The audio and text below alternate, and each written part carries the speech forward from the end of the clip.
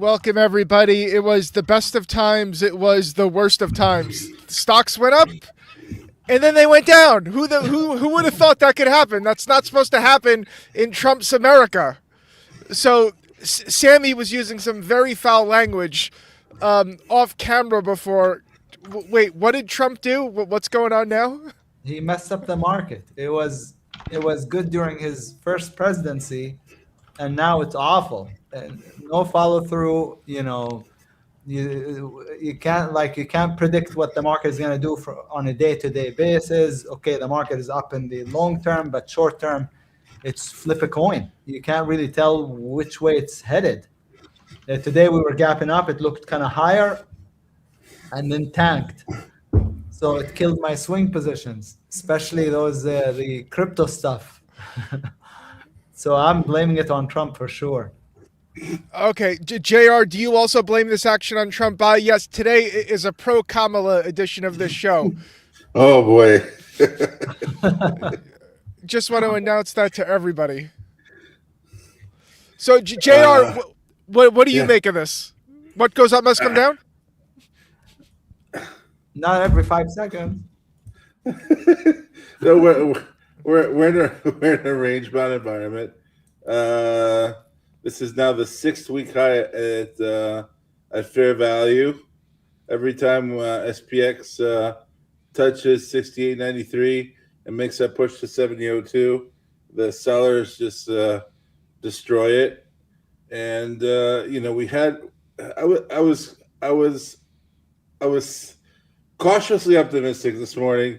I bought a grotesque amount of NVIDIA around 189.50, and I thought, okay, maybe today finally we had a slew of positive upgrades. The tape looks really good in the pre-market, so I took a big shot and made some money on AMD, made a little bit of money on NVIDIA, stopped out of the rest, made some good money on Tesla, but it's like this every morning, very little follow through.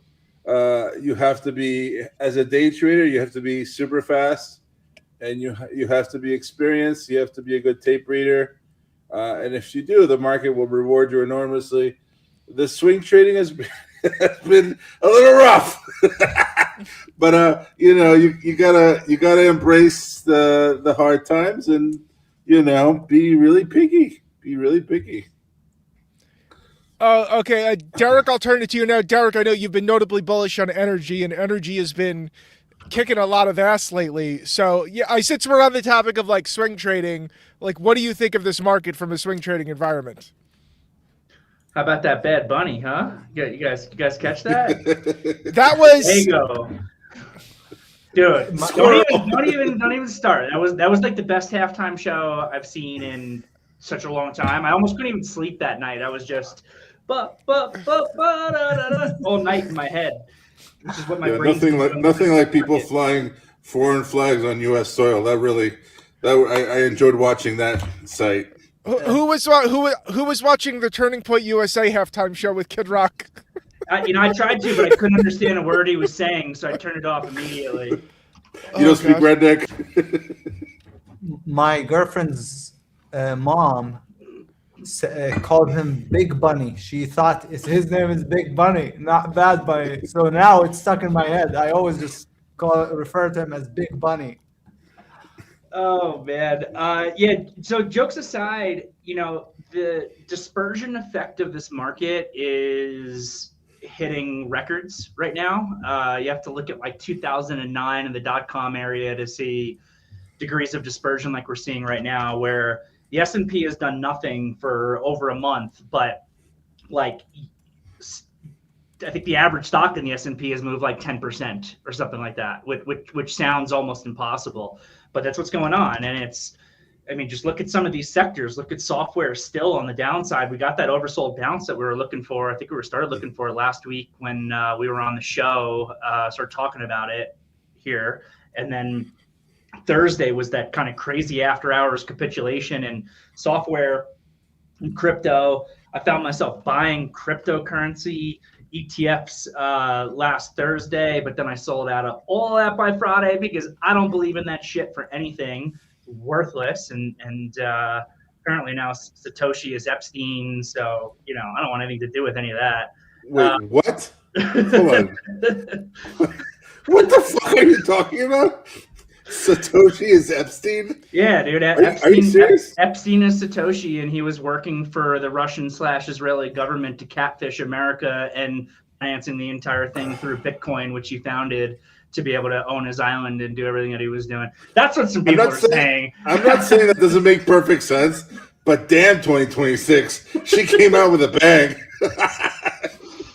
Well, nothing to do with that crypto beyond a trade. But then, yeah, and energy on the upside. I mean, XLE, I'm super bullish, but we're like starting to begin to go a little bit parabolic on some of this stuff. So, if you've been long, I would say it's starting to look like a good time to be able to book some profit. XLP has been a monster. XLI has been a monster. So for everything that you can find that's down a lot, you can find something that's up a lot. For everything that you can find that's up a lot, you can find something that's down a lot.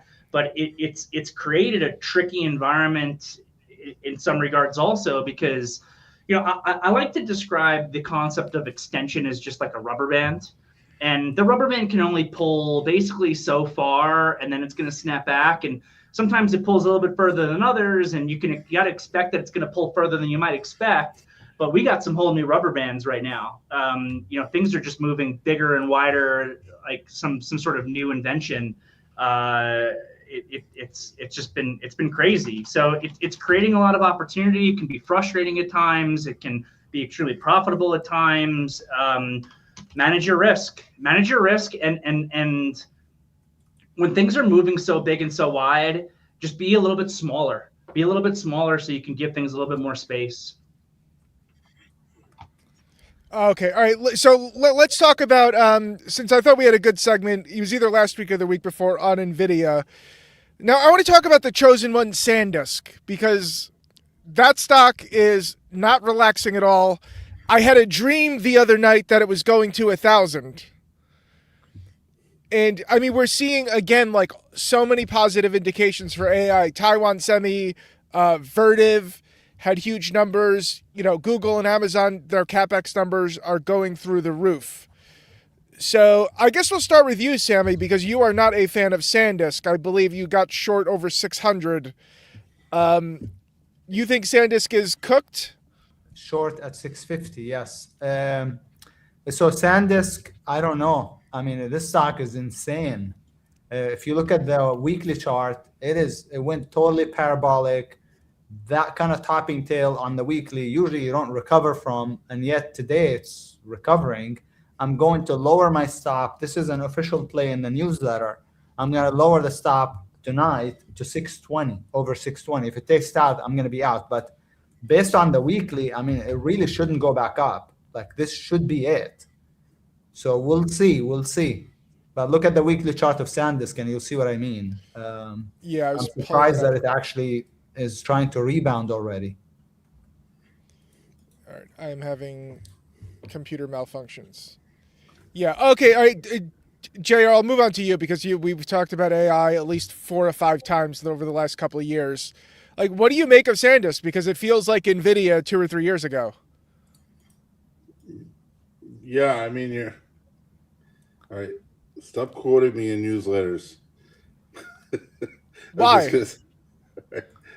Here's what the chart says. Sammy's going to hate me. What does JR say? I don't care about the chart. Well, the only thing I care about is the chart. Well, 99, 93. It's going to 1,000. I mean, so you had a Morgan Stanley raised Micron Technology price target to 450 this morning from 350. You had UBS reiterating a price target of 450. And Micron got on the call this morning. They got on the horn and basically guided that they're going to be in a supply crunch through the rest of 2026 just to barely fulfill those orders. And they're like 3 years out as far as other orders. I mean, this sector is going to keep on going higher.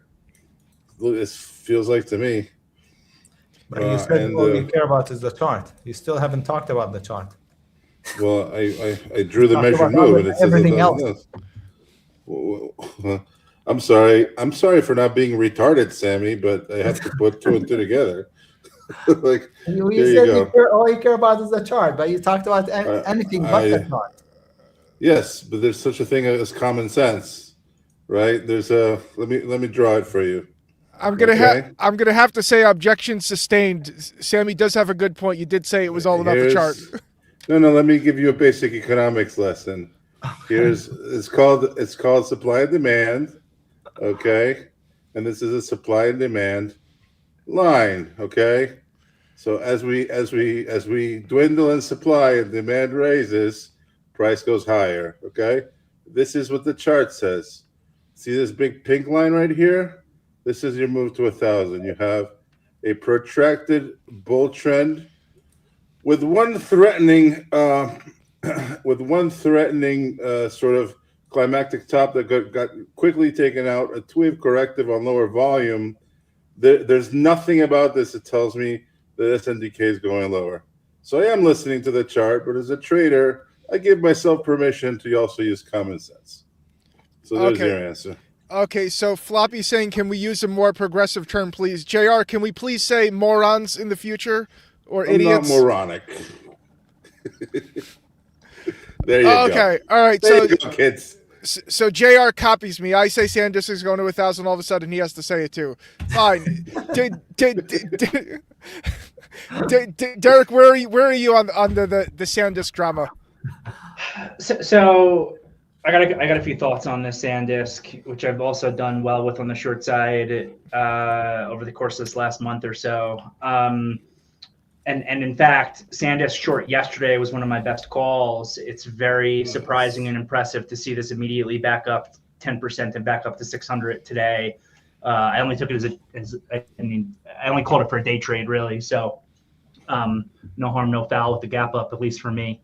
But every once in a while, I feel like we do this show, which is just great because we got some great conversations that we have happening, and sometimes we differ on thought processes and opinions for a stock. But I usually find that when we differ, it's on timeframes where we can kind of both be right at the same time potentially for a lot of this stuff. So right now, SanDisk on the daily chart kind of had been building out what's technically a bull wedge on the daily chart. But I find that after a parabolic move, bull wedges have at least a 50% chance, if not actually greater than 50% chance of actually breaking down. So that's what I was talking for yesterday when I called out the SanDisk short was, hey, you have a little bit of a tightening pattern here. Technically, that's a bull pattern, but I think that this thing can still break down and move down further because of the degree to which it's gone parabolic. So from a technical perspective, on a shorter time frame, I prefer the short as long as it doesn't get back above 620, which is exactly the price that Sammy was already talking about. If it gets back above 620, then you go right back into JR 1000 mode. And then, I do believe in also implementing like a fundamental overlay to my technicals, though I'm primarily a technical trader. And the fundamental side of it is just really interesting because the demand for the products that SanDisk and Micron and these companies are creating is through the roof, to the point where these companies can't keep up. They can't keep up. So they're all saying, we are at maximum 100% capacity till like 2028 or whatever. So obviously that's about as bullish as you can get. But if there is a capacity limit that they can't break, then there's only so much money that you can even make. So if there's only so much money that you can even make, somewhere there's a fundamental cap to a stock if there's only so much money that you can make. So from a fundamental perspective, I would think the fact that this incredible story that they can't even keep up with the demand should be priced in at this point. From a technical perspective, I am in both camps. I prefer Sammy short for the moment, but the second we get back above 620, I'm right on Team JR, and it looks like we're going to be able to accelerate and move higher. Timeframes matter, and you can make money on both sides. You could make money capturing that short I was short at over $700 in this thing and caught that pullback. And then if this thing starts to break to the upside and gives a move from 620 to 1,000, you can capture that move as well on a little bit of a different time frame. So that's what I love about trading. Here's why I'm deeply skeptical about the short. You couldn't even hold the 5 SMA down for 4 days. You're already triggering a buy setup, and they haven't even tested the daily 21 yet. This does not bode well for a stock that's falling apart, guys. In my opinion, I agree. That's why. I agree with both of you, honestly. I mean, the short term turned bullish, but we'll see, because as Derrick said, a buy setup after prior climactic top usually has low odds. So that's why I think lowering the stop to 620 or so is the right move. And as long as we don't take it, maybe it comes back in. But yeah, it did go parabolic, and all of that demand might be already factored in, baked in. But we'll find out. At this point, we've already made money on the short. So, I love the scenario of, all right, it goes up to 620, you get stopped out of the position, you made some money in the trade, or it doesn't go back up to 620, it continues in your favor, and you make a lot of money in the trade. So you're in a situation where you're either going to make some money or you're going to make a lot of money. Those are situations I want to put myself in all day, every day. That's the goal of a trader, in my opinion. Put yourself in the position where you're either going to make some money or you're going to make a lot of money. Amen. All right. Absolutely. Okay, and fun fact, SanDisk is trading at 8 times earnings. No. Make of it what you will. Yes, I have it right on my screen. What? Because you know how fractions work. When the number on the bottom goes up, the number, the ratio goes down. Okay, all right, very spirit. All right, now I want to talk about Derrick's favorite pile of dog crap, crypto. Now, the hate for Tom Lee out there it's like 10 times Kathy Wood in 2022. That's the.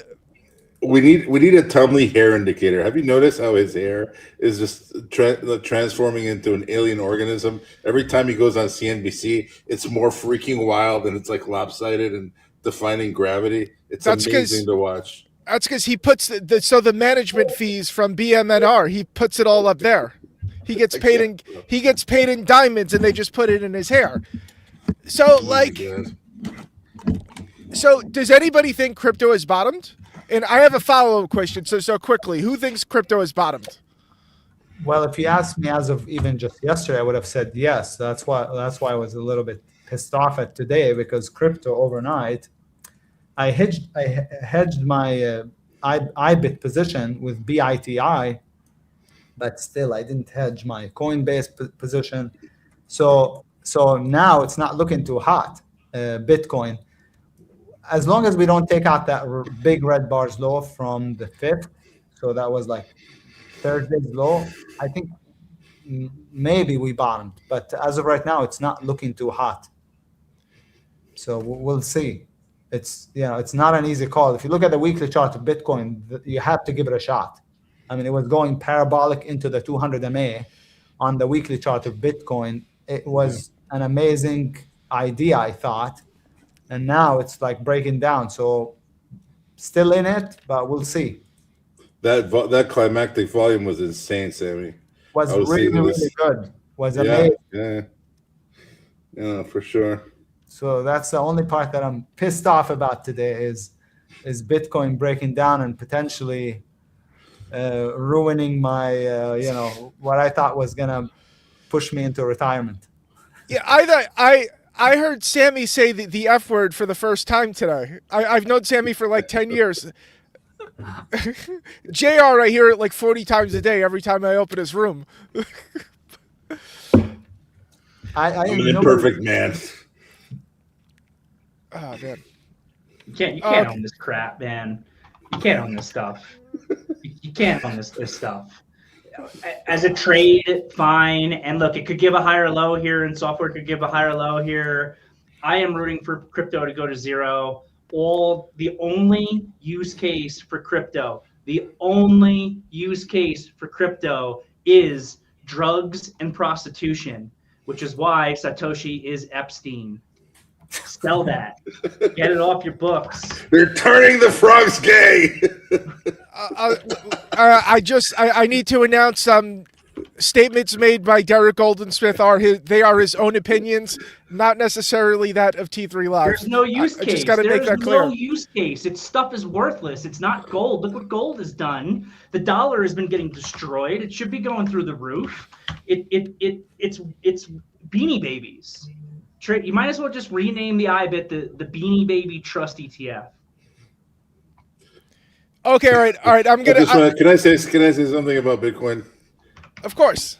All right. Let me just share my chart here. Can you bring it up? Yep. Mm-hmm. So I'm also long IBIT right now.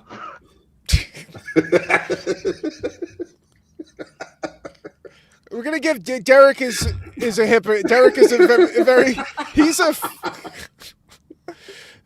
Derrick is the biggest. I'm gonna hire a private investigator to follow around Derrick because I know there's a cyber truck in his driveway outside right now. Oh my God, bro.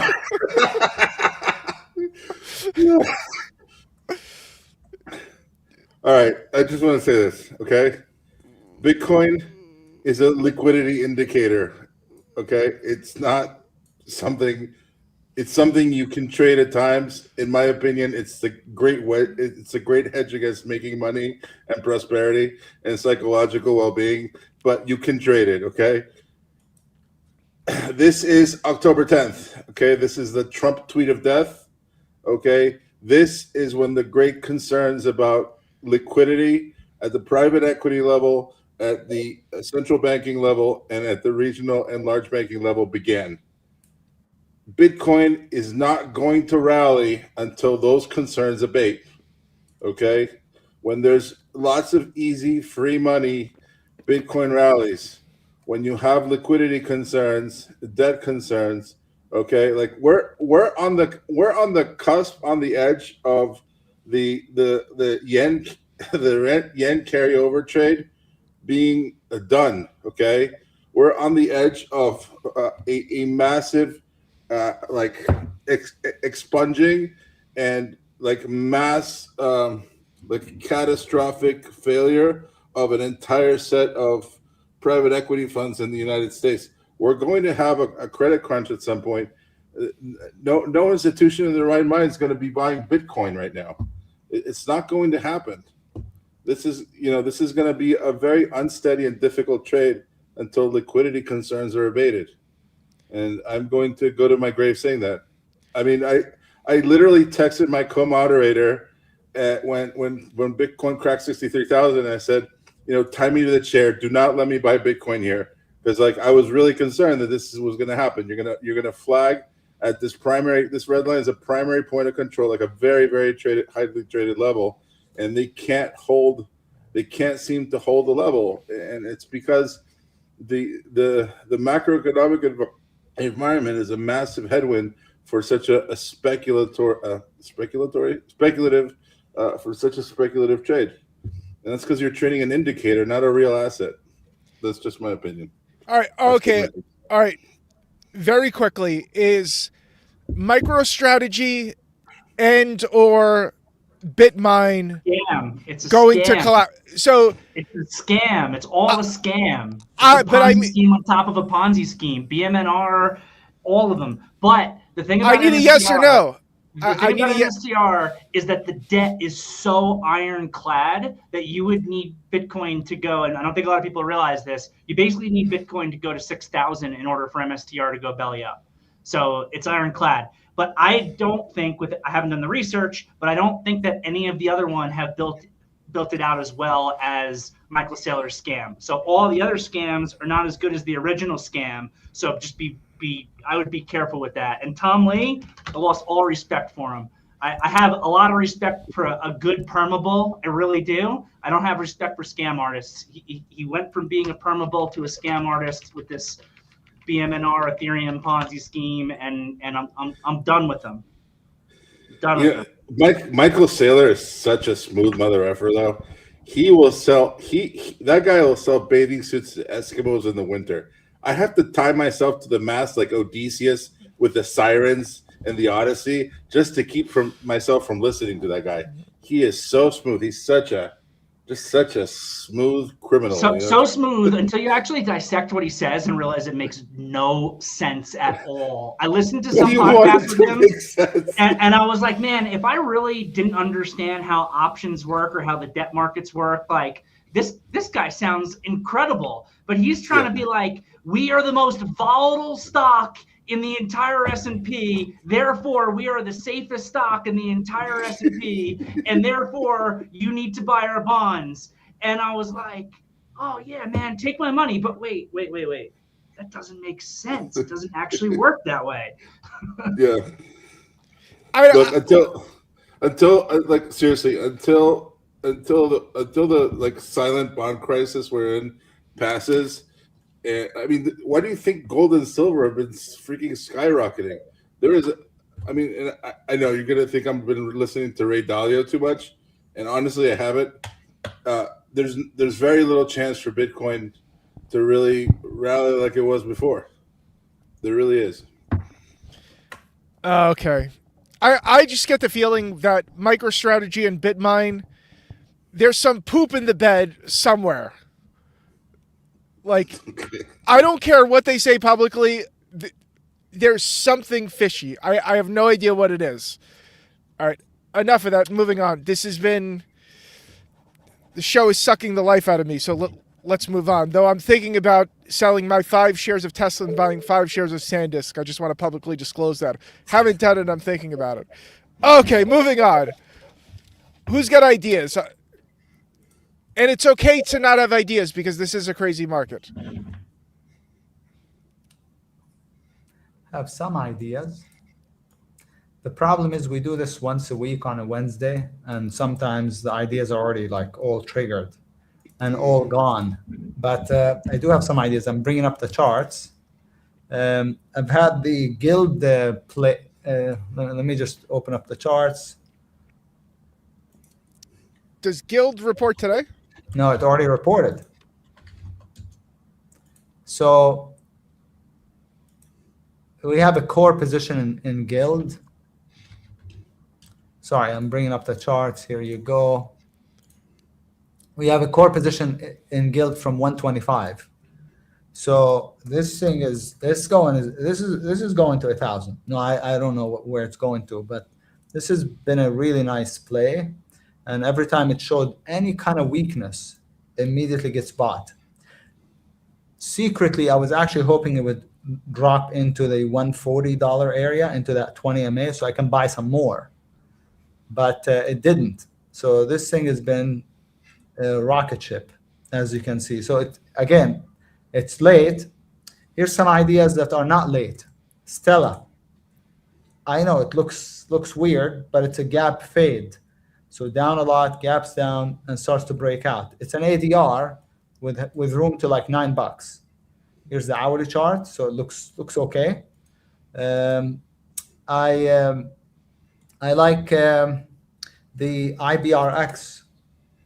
I was in it short, trailed out at 620, which is right here, flipped it to long, and I think this could keep going. The picture isn't super pretty at the moment, but I think this is okay longer term. Eric looks good longer term, but it's not a very pretty picture on the daily. Has room to like 1250 or so. The same with the KMI.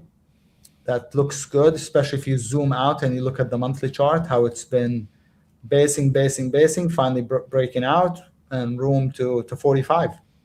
So the KMI, the Ericsson, but especially the KMI, are a couple of longer term ideas. KMI. Let's see what the MTSI is doing. Okay, that's kind of way up. The daily is basing, so still okay, I think, on the daily chart. Let's see, what else do I like that's not too late. Let's see what the BABA is doing. I know it's into the declining 20 on the daily, but this has got a weekly buy setup, so it just needs to base a little bit probably and not crash. This might be okay longer term. And then I have a couple of short ideas in the Cody. It's basing bearishly, so I'd like to see it base for a couple more days and then play it short. I like the MOH also, lower. Again, another gap down that we played on earnings, and it's looking lower. Maybe Peloton short. See the Peloton, that's looking good. I like tighter bases, so it's not a super tight base, but certainly after a gap down, looks good lower. We did the earnings plays yesterday. They made 74 points today, basically. So, they were all short. The VERX, the RPD, up 30%, CLBT, UPST, SHOP. So every single one of them worked. For tonight, I did some scanning while we were just starting to talk about SanDisk. And I don't have I don't have my favorites list yet complete, but I have a couple of longs that I like. Let's take a look. SPHR. I like the recovery on this one, so it broke down and recovered, so it should be higher on earnings. QSR looks just okay. This is looking really good, but it's getting extended, so it depends on how it closes between now and the end of the day. I'm just looking them up as we speak right now to tell you which ones I like the most. And so far, I think I like the SPHR and the ROL the most long. Short, I have a lot that I like, but I haven't narrowed the list down.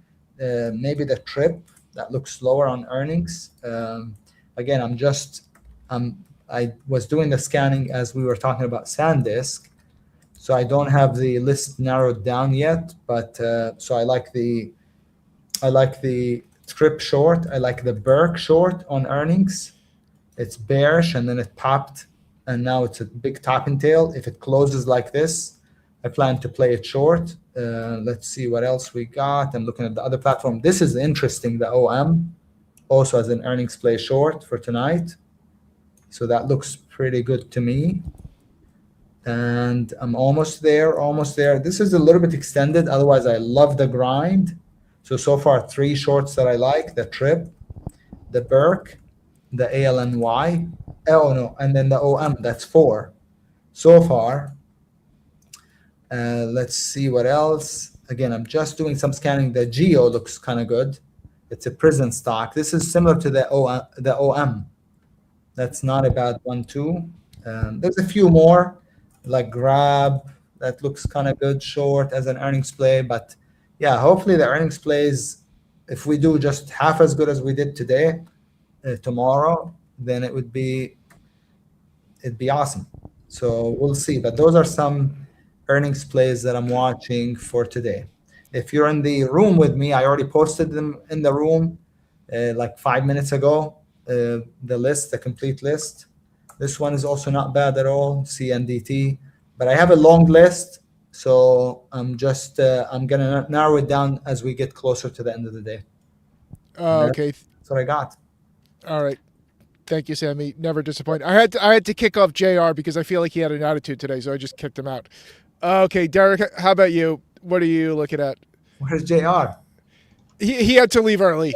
He had a hard stop.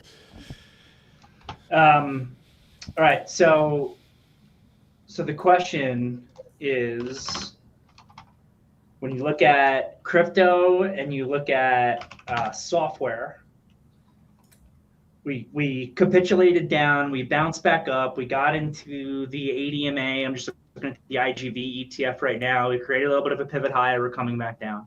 Is this the pivot high for downtrend continuation, or are we going to get a lower high here that gets above this and breaks up? That I think is the big kind of question right now, because it's got some bigger picture impacts. So I'm not long IGV anymore. I was long IGV. I got out of it into this move, but I am still long some Microsoft, which is in the IGV, which is a similar situation, that I sold a lot on the way up. I've slowly nibbled on the way down to see if we get the higher low. Crypto, same thing. I bought it on Thursday. I was out of it entirely by the end of the day on Friday, by highs on Friday. I got back in today. So I am long Epstein coin, formerly known as Bitcoin. See my little executions here. But when you own something that's worthless, you got to get the hell out of the way quickly. So if this thing breaks new lows today, I am out. I will give that stock to a greater fool or whatever.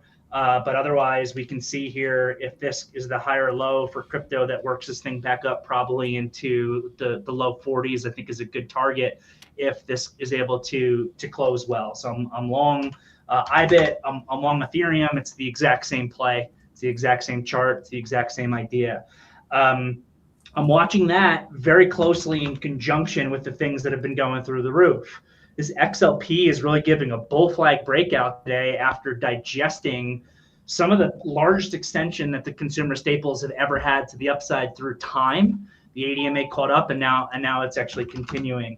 XLI is getting a little bit extreme. XLB materials is getting really extreme here. I had one other. Energy, XLE, which I've been super bullish on, starting to get a little bit extreme here. So the question for me and what I'm looking for is, do we get some broad mean reversion here with some of this stuff that's getting a little bit crazy? As bullish as I am on XLE, it's starting to get a little bit crazy here. It's the beginnings of starting to go parabolic. Do we get some mean reversion where those really strong sectors pull back and we get a little bit of a further bounce in software and crypto? Or does the market break down and correlations increase and everything sells?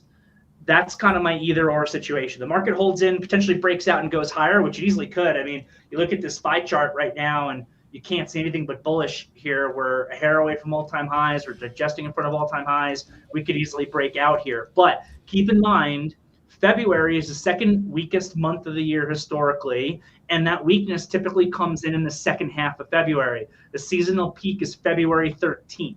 February 13th is on Friday. So yes, right now this chart looks bullish. The RSP, the equal weighted S&P, is phenomenal.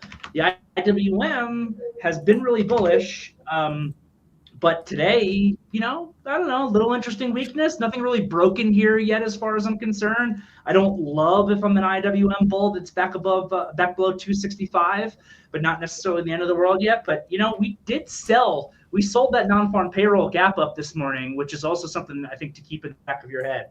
So again, there's two scenarios and I'm watching really closely for them. For the moment, I don't dislike the idea of being long software and long crypto to see if it can give you this higher low for this bigger bounce. I don't hate the idea of maybe not XLP because it just broke up, but like an XLB or an XLE is starting to go parabolic and extended here, looking for a short signal, not blindly just shorting on the way up, looking for a short signal as this thing becomes parabolic. And then the question is, do we break down? And the big sign on the breakdown is going to be correlations increasing. If correlations increase, I said it earlier on the show, dispersion is at almost an all-time high right now. Lack of correlation between sectors and individual stocks is at an all-time high right now. If you begin to show me all of this software, the Qs, Mag 7, but also XLE, XLB, all selling at the same time, watch out, that's your signal. And then technically on the downside, the spot to pay attention to is this equal low between January and February. If that equal low breaks, if the low end of this range breaks, there's a whole bunch of systematic sell triggers that are sitting down there as well. If that happens in conjunction with correlations increasing as we go into the second half of February, which is seasonally weak, watch out. You're probably looking at a 10% downside correction is my thought process. I'm not necessarily predicting that that's going to happen. I'm being prepared for it to happen if that setup were to take place. And that's an important difference there as well that traders have to keep in mind. We want to be prepared for multiple scenarios. We want to understand how multiple scenarios can occur, how the S&P break out to the upside can occur, but also how correlations could increase because we're in a weird spot right now with how the market's been trading. It's been very, very unusual. And I think that unusualness of this market has led to some of the general frustrations that we've been echoing earlier and could also give way to a broader break in this market at a certain point. So it's going to be an interesting couple of weeks coming up. Okay, thank you, Derrick. And our friend ZB963 says, Derrick is my new hero. Even though he's a hypocrite, he's telling everybody, don't do it, don't do it. We turned around, look what he's doing. While nobody's looking, he's buying IBIT. I'm a trader, man. I will buy. I will. A I will trader. sell anything. Correct. I will A trader. Trader with a D. I will sell anything if it will move. I will go sell the dirt in my backyard if it wants to move. But if it's got no value, you got to be ready to get out. And you can't convince me that crypto has any value at this point except for illegal activities, and it should be shut down. The U.S. government shut it down. Chinese government just did. Everybody else needs to do it as well. Stop participating in these evil acts. Let's go. You think Trump would shut it down now? No, because he's the most corrupt. He's worth billions of dollars in crypto. It was him, probably along with his buddy, that created it to begin with. Him and his buddy Satoshi. Yeah, you think Trump came up with the idea of crypto? That could beat Al Gore with the internet. I'm just saying. Okay, all right, everybody. Thank you for joining us. This was a lot of fun. We will be back next week. Next week, we're going to talk about the psychic powers of traders and how you can will yourself to success or failure based on your own choices. This is going to be fun. All right, everybody. It's related to quantum physics. I've been heavy into this stuff lately. All right, everybody, have a wonderful day out there. We will see you next Wednesday. Thanks, guys. Bye.